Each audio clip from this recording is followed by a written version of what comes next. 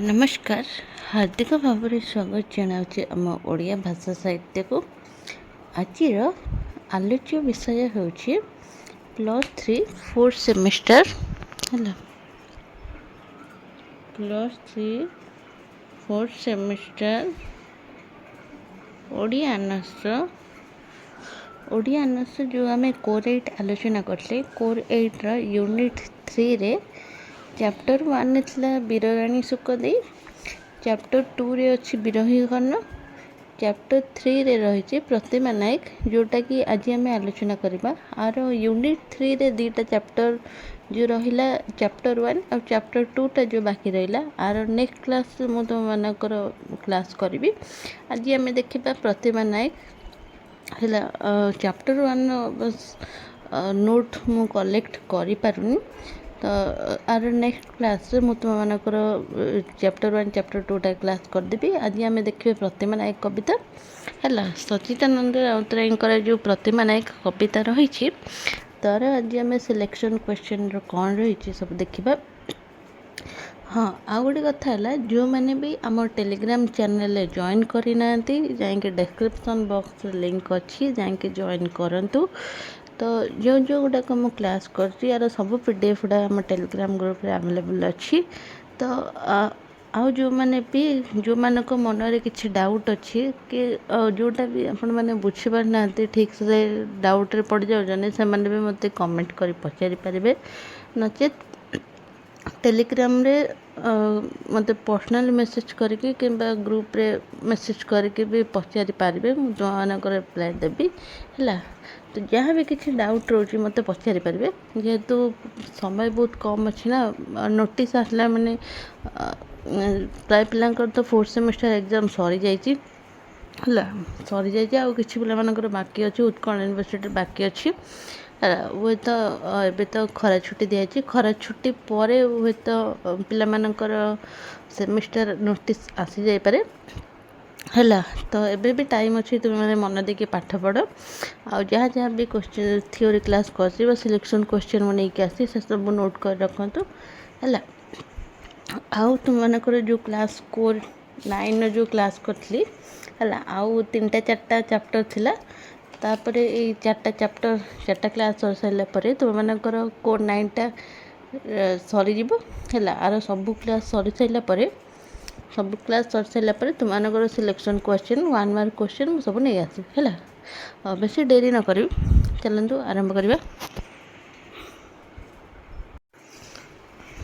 तो आज ये देखा कि सचिदानंद राउतराय जो थिला प्रतिमा नायक कविता है जेकोसी भी कविता पढ़ु प्रथमे कवि परिचय विषय लिखे कविता से कवि ना टे मन रखिए है कवि परिचय विषय लिखे तापर स्टार्टिंग करेंगे लंग क्वेश्चन है तो ये मु कवि परिचय विषय टे कही रखुची तो ये कवितार जे जे ओडिया साहित्यर आधुनिक चेतनार सार्थक रूपकार होती सची राउतराय तांकर शिल्प प्राणर सार्थक कृति होची प्रतिनिधि स्थानीय कविता ये जो प्रतिमा नायक कविता ए कवितार संपृक्त कवितार कवि विश्वयुद्धर संघर्षपूर्ण जीवन में नारीर व्यर्थता को प्रतिमा नायक चरित्र माध्यम वर्णना कर तो ये जो कविता रही प्रतिमा नायक जिते बड़े कि विश्वयुद्धर संघर्षपूर्ण जीवन में नारी को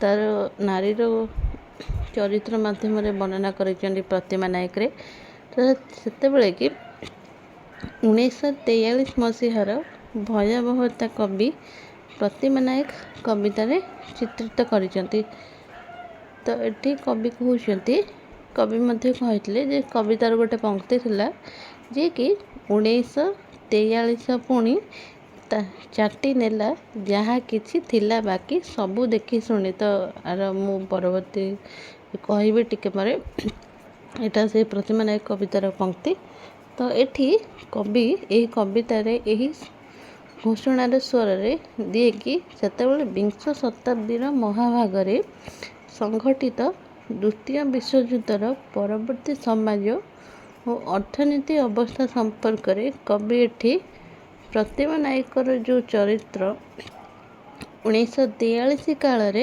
ସ୍ୱତନ୍ତ୍ର ଚିତ୍ର ନାରୀ ଜୀବନର ପ୍ରତିମା ନାୟକ କବିତାରେ କବି ଆଲୋଚନା କରିଛନ୍ତି, ଯାହାର ଅର୍ଥାତ୍ ଏଇଠି ଯେଉଁ ପ୍ରତିମା ନାୟକ କବିତା ରହିଛି, ଯାହାର ମନରୁ ଓ ଜୀବନରୁ ତନିମାନର ସ୍ୱପ୍ନ ଢେଉ ନାହିଁ, ସେହି ଯୁଦ୍ଧ ବେପଥୁ ଆଉ ହସ ଯାତ୍ରା। ମାତ୍ର ଏଠି ନାରୀତ୍ୱର ସମସ୍ତ କୋମଳତା ଆଉ ମାତୃତ୍ୱର ସହଜାତ ସମ୍ଭାବନା ସମୟର ପ୍ରତିଘାତରେ ବିପର୍ଯ୍ୟସ୍ତ ସମୟରେ ଏକ ବାସ୍ତବତାର ପ୍ରକଟନରେ ପ୍ରତିମା ନାୟକ ସେ ସମସ୍ତଙ୍କ ସମୟର ସମସ୍ତ ନାରୀର ପ୍ରତିନିଧି।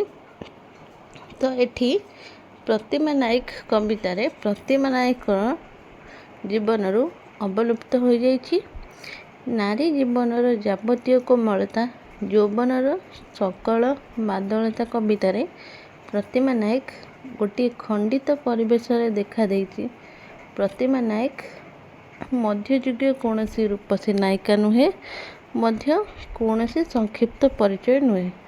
ତ ଏଠି ଆମେ ଆଲୋଚନା କରିବା, ଏଇଟା ଥିଲା କବି ପରିଚୟ।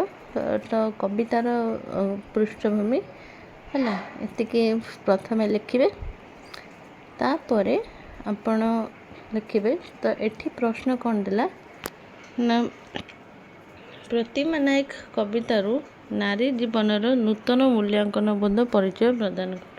ତ ପ୍ରତିମା ନାୟକ ଯେଉଁ କବିତାଟା ଅଛି, ଏଠି ପ୍ରଗତିବାଦୀ କବି ସଚିତ ରାଉତରାୟଙ୍କର ଆଲୋଚ୍ୟ ଯୁଗର ସୁବର୍ଣ୍ଣ ସୌଧ ନିର୍ମାଣର ମୁଖ୍ୟ ଅଂଶଗ୍ରହଣ, ବୈପ୍ଳବିକ ଚିତ୍ରବୃତ୍ତି, ପ୍ରଗତିଶୀଳ ଦୃଷ୍ଟିକୋଣ।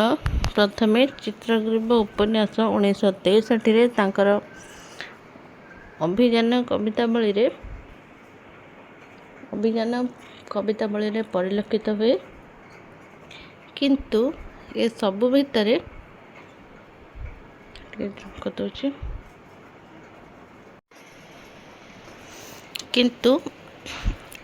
ଭିତରେ କବିଙ୍କର କଳାକୁଶଳତା ଅପେକ୍ଷା ନୂତନ ସାମାଜିକ ରାଜନୈତିକ ଆଦର୍ଶବାଦର ସାମୟିକତା ବିଶେଷ ପ୍ରତିଫଳିତ ହୋଇଥାଏ। ତ ଏଠି କବିଙ୍କର ଆଉ କିଛି ଗୁଡ଼ିଏ କେତେକ ରଚନା ଥିଲା, ଯେପରିକି ବାଜି ରାଉତ 1941, ପଲିସି କବିତା, ପାଣ୍ଡୁଲିପି, ମଶାଣିର ଫୁଲ ପ୍ରଭୃତି କବିତା ଥିଲା ତାଙ୍କର ପ୍ରଥମ ଉପନ୍ୟାସ ଥିଲା ଚିତ୍ରଗ୍ରୀବ ଉପନ୍ୟାସ।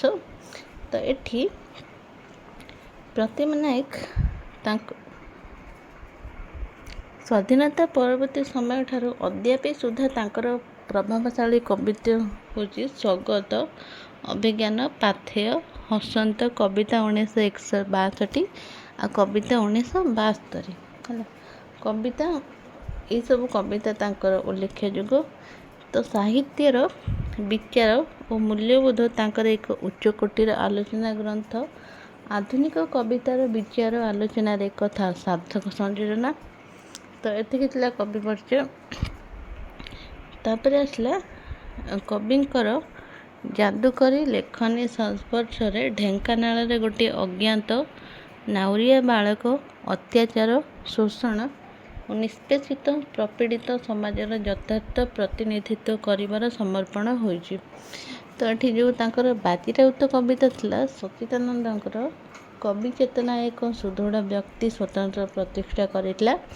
ତ ଏଥିରେ ଏଇ ଯେଉଁ ବାଜି ରାଉତ କବିତାରେ କବିଙ୍କର ବୈପ୍ଳବିକ ଚିନ୍ତାଧାରା ଏକ ନିଖୁଣ ଶିଳ୍ପ ସୌନ୍ଦର୍ଯ୍ୟରେ ବିମଣ୍ଡିତ ହୋଇ ଯଥାର୍ଥରେ ଭାଷା ପ୍ରୟୋଗର ଏକ ପରିପାଟୀ ମାଧ୍ୟମରେ ପ୍ରଭାବଶାଳୀ ହୋଇଥିଲା। ତ ଏହି ଧରଣର ତାଙ୍କର ଅନ୍ୟାନ୍ୟ କବିତା ଗଳ୍ପରେ ପ୍ରଗତିଶୀଳ ଚିନ୍ତାଧାରା ପ୍ରକଟିତ ହୋଇ ପ୍ରଚାରଧର୍ମୀ ରାଜନୀତିକ ମତବାଦ ପରିବର୍ତ୍ତେ ସାର୍ଥକ ଶିଳ୍ପ ସୌନ୍ଦର୍ଯ୍ୟରେ ଭୂଷିତ ହୋଇଥିଲା।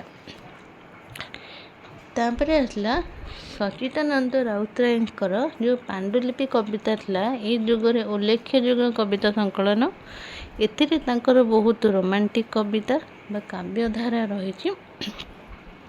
ତ ତାଙ୍କର ପାଣ୍ଡୁଲିପି ଥିଲା ଏକ ନୂତନ ପରିବର୍ତ୍ତିତ ଯୁଗ ଚେତନାର କବିତା, ଯାହା ଫଳରେ କି ସ୍ୱାଧୀନତା ପରବର୍ତ୍ତୀ କାବ୍ୟ ଚେତନାର ମାର୍ଗ ନିର୍ଦ୍ଦେଶ କରିଥିଲା ହେଲା। ତ ଏସବୁ ଆଲୋଚନା କରିବାନି, ଯିବା ପ୍ରତିମା ନାୟକଙ୍କର ଯେଉଁ ଥିଲା ହେଲା।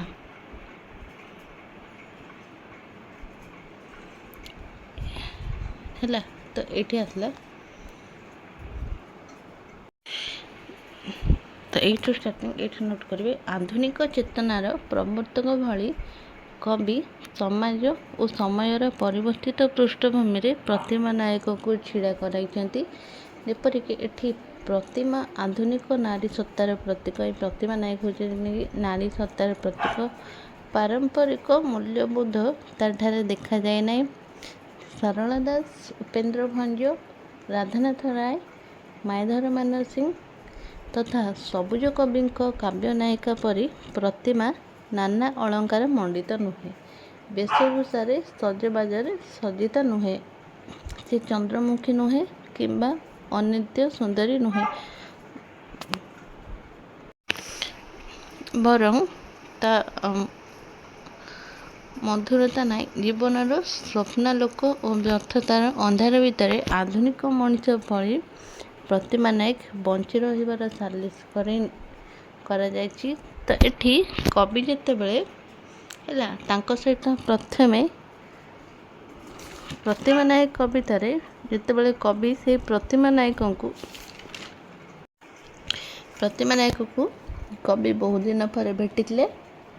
जेतेबेले भेटिले से देखिले जे मुख तार व्रण द्रष्ट, हाथरे ता चमड़ा बैग, क्षीण सीधा गाल फुटे व्यर्थ तार अकपड़ दाग, तनु तार रोग जीर्ण, व्रणे तार नान मुहजाक, श्लथ रजु देह, शिखी ढांकी अच्छी खाकीर पोशाक। तो एठी कवि कहउचंती जे ता हाथरे चमड़ार बैग, मुहरे तार व्रण, ता शीर्ण गाल देखा जाउची व्यर्थ तार दाग।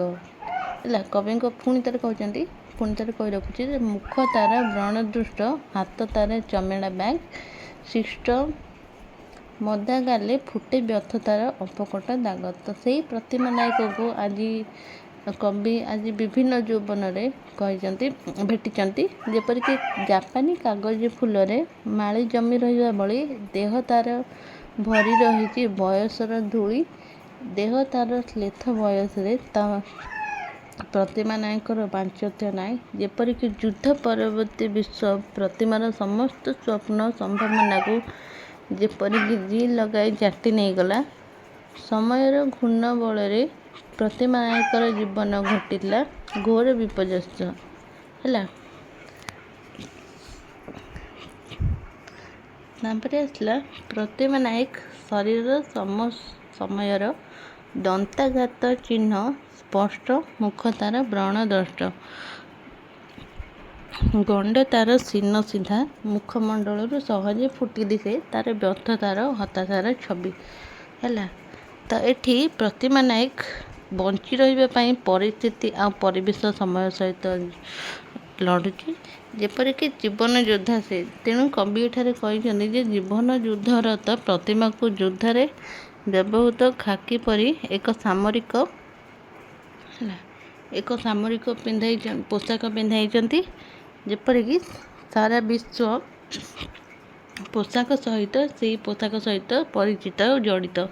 यह योद्धार पोशाक विश्व इतिहास जना जाए जे बोई युद्ध समय खाकी पोशाकर सृष्टि और प्रचलन सैनिक मानक माटी मिशी रही आत्मगोपन करने सहज होगा लक्ष्य आफ्रिका मासी माटी रंग सहित अन्य रंग मिसाई खाकी पोशाक तैयारी करथिले।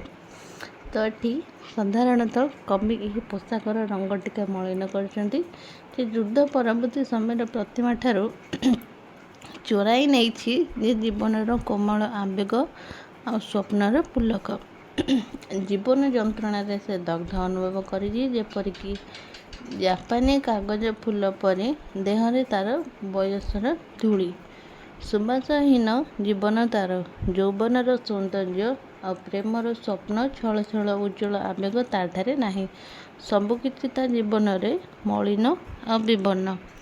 कवि एठारे नारीर कोमलता व्यतिरके एक कर्कश रुक्ष सौंदर्य प्रथमे आविष्कार करिसेंती प्रतिमा नायक ठारे। तो एठी प्रतिमा हेउछि आधुनिक नारीर प्रतीक। समाज रे ପରିବର୍ତ୍ତିତ ପରିପୃଷ୍ଠଭୂମିରେ ସେ ଠିଆ ହୋଇଛି। ମାତ୍ର କବିଙ୍କ ମନରେ ତା ପ୍ରତି ଦରଦପୂର୍ଣ୍ଣ ଅନୁକମ୍ପା ସୃଷ୍ଟି ହୋଇଛି। କବି ପୁଣି ଥରେ କହିଛନ୍ତି ଯେ ଜାପାନୀ କାଗଜ ଫୁଲ ପରି ଦେହେ ତାର ବୟସର ଧୂଳି। ପଚାରିଲି ଭଲ ଅଛ? କଣ୍ଠେ ତାର ବିଷଣ୍ଣ ଗୋଧୂଳି। ଯେପରି ଏଠି କହିଥିଲେ ଯେ କବି ଗୃହ ଅଙ୍କନରେ ଏକଦା ପରିଚିତ ଅତୀତର ପ୍ରତିମା ନାୟକକୁ ସମସ୍ତ ସମୟ କେଉଁଠି ଅବା ଲୁଚାଇ ରଖିଛି। ଯେତେବେଳେ ସେ ତାଙ୍କୁ ଭେଟିଥିଲେ, କବି ଏଠାରେ ଯେତେବେଳେ ଭେଟିଥିଲେ ପ୍ରତିମା ନାୟକକୁ, ସେତେବେଳେ ଦେଖିଥିଲେ ଯେ ହାତରେ ବ୍ୟାଗ୍ ଧରି ଗୃହ ଅଙ୍ଗନରୁ ଆସି ପହଞ୍ଚିବା ପାଇଁ ଜୀବିକା ଖୋଜି ଅଭାବ ଅନଟନ ଦାରିଦ୍ର୍ୟ ଦୁଃଖ ଓ ଶୋକ ଘେନି ଦାଣ୍ଡରେ ନୂଆ ଏକ ପରିବର୍ତ୍ତିତ ରୂପରେ ଠିଆ ହୋଇଛି ପ୍ରତିମା ନାୟକ। ତଥାପି ଜଣେ ବାନ୍ଧବୀ ସହ ଆକସ୍ମିକ ଦେଖାରେ ସୌଜନ୍ୟତା ଦୃଷ୍ଟିରୁ କବି ଉଦାସ ଓ ବିବର୍ଣ୍ଣ କଣ୍ଠରେ ପଚାରିଛନ୍ତି ଭଲ ଅଛ? ବର୍ତ୍ତମାନର ଦୁଃଖ ଶୋକ ପୀଡ଼ାରେ ପ୍ରତିମା ପ୍ରତି କବି ମନରେ ସୃଷ୍ଟି ହୋଇଥିବା ଦରଦ ଓ ବସନ୍ତ ଭାବ କଣ୍ଠରେ ଗୋଧୂଳିର ଅସ୍ତିତ୍ୱବୋଧ ପରି ଚିତ୍ରକଳ୍ପ ମାଧ୍ୟମରେ ସ୍ପଷ୍ଟ କରିଛନ୍ତି। ତାପରେ କବି ଏଠି କହିଛନ୍ତି ଯେ ଚକ୍ଷୁରେ ସେଦିନ ନୀଳ ଆକାଶ ଓ ପୃଥିବୀର ମିଳନ ଦିଗନ୍ତ ଉଦ୍ଭାସିତ ହୋଇଛି ହେଲା। ତାପରେ କବି ଏଠାରେ କହିଛନ୍ତି ଯେ ସ୍ୱପ୍ନ ବାସ୍ତବତା ମୁହାଣ ସେ ପାଖରେ ଦୁହେଁ ଛିଡ଼ା ହୋଇଥିବାର ଏକ ଦୃଶ୍ୟ ଦିଶିଯାଇଛି। ମନେ ପଡ଼ିଯାଇଛି ଦୁହିଁଙ୍କର ପଛରେ ନିରବିତ ଦୀର୍ଘ 2 ବର୍ଷର ସ୍ୱପ୍ନର ଦୁନିଆ, ବାସ୍ତବତାର ଜଗତ। ଏଠାରେ ଅତୀତ ଏବେ ମିଳନ ଧୂସର ଧୂମିଳ ଧ୍ୱାନ୍ତ ଭିତରେ ଖୁବ୍ ଭୟଙ୍କର ଦିଶୁଛି। ଶବଟିଏ ପଡ଼ି ରହିଛି, ତାହାର ବ୍ୟବଚ୍ଛେଦ ଅତ୍ୟନ୍ତ ଭୟାନକ। ତଥାପି ସ୍ମୃତି ସବୁ ବହୁ ଦୂରରେ ଥିବା ଲାଶ କଟା ଘରେ ମିଞ୍ଜି ମିଞ୍ଜି ହୋଇ ଜଳୁଥିବା ଏକ ବତୀ ପରି। ତାପରେ ଏଠି କବି କହିଛନ୍ତି ଯେ ତାଙ୍କର ପ୍ରତିମା ନାୟକଙ୍କର 1943 ମସିହାର ଦ୍ୱିତୀୟ ବିଶ୍ୱଯୁଦ୍ଧରତ ପୃଥିବୀରେ ଦାୟଦ ହେଉଛି ପ୍ରତିମା ନାୟକ। ବିମର୍ଷ ଓ ବ୍ୟର୍ଥତା ପରି ସହଚାରୀ ଜୀବନ ସଂଗ୍ରାମ ତାଠାରୁ ସକଳ ପ୍ରାପ୍ତିର ଆନନ୍ଦ ଓ ସନ୍ତୋଷ ଛଡ଼ାଇ ନେଇଛି, ଯାହାଫଳରେ କି ସେ ଦର୍ଶନ ବିଷୟ ନେଇ MA ପଢ଼ୁଥିଲା। ହୁଏତ କେଜାଣି ଥରେ ଅଧେ ପ୍ରେମରେ ପଡ଼ିଯାଇପାରେ। ତାହାର ବାହାଘର ଭାଙ୍ଗିଛି।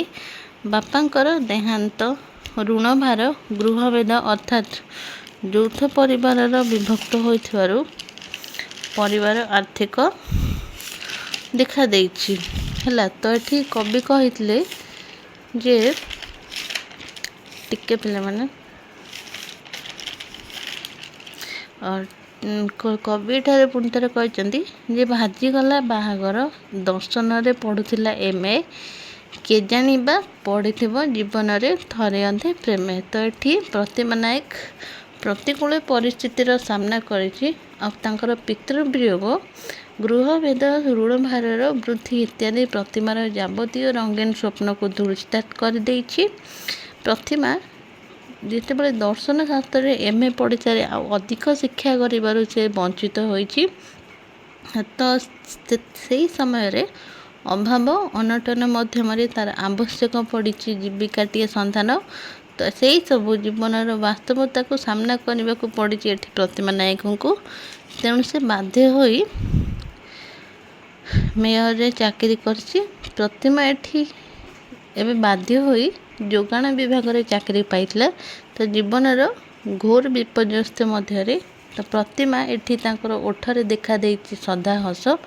ତା ଭିତରେ ନାରୀତ୍ୱର ଲାବଣ୍ୟ ନଥାଇପାରେ, କିନ୍ତୁ ତା ଜୀବନର ମୋହକୁ କଦାପି ଦିଆଯାଇପାରେ ନା। ତେଣୁ ଏଠି ପ୍ରତିମା ନାୟକ ହେଉଛି ଯୁଦ୍ଧର ପରବର୍ତ୍ତୀ ସମୟରେ ଏକ ଅପରିହାର୍ଯ୍ୟ ପରିଣତି। ତା ଜୀବନର ସମସ୍ତ ସ୍ୱପ୍ନ ଆଉ ସମ୍ଭାବନା ଲୁଣ୍ଠିତ କବିଙ୍କର ବାସ୍ତବତା ସ୍ୱପ୍ନଭଙ୍ଗୀ ସମସାମୟିକ ଯୁଦ୍ଧ ମିଳନ ଆଉ ଜୀବନର ସଭାକୁ ରୂପାୟିତ କରିବାରେ ଏହି କବିତା ହେଉଛି ତାହାର ଚମତ୍କାର କଳାକାର ସିଦ୍ଧ ହାସଲ କରିଛି ହେଲା। ତ ଆଜି ପାଇଁ ଥିଲା ଏତିକି। ପରବର୍ତ୍ତୀ କ୍ଲାସ୍ରେ ଆମର ସିଲେକ୍ସନ୍ 1 ମାର୍କ କ୍ୱେଶ୍ଚିନ୍ ବିଷୟରେ ଆଲୋଚନା କରିବା। ହେଲା। ତ ଆଜି ପାଇଁ ଏତିକି, ରହିଲି, ନମସ୍କାର।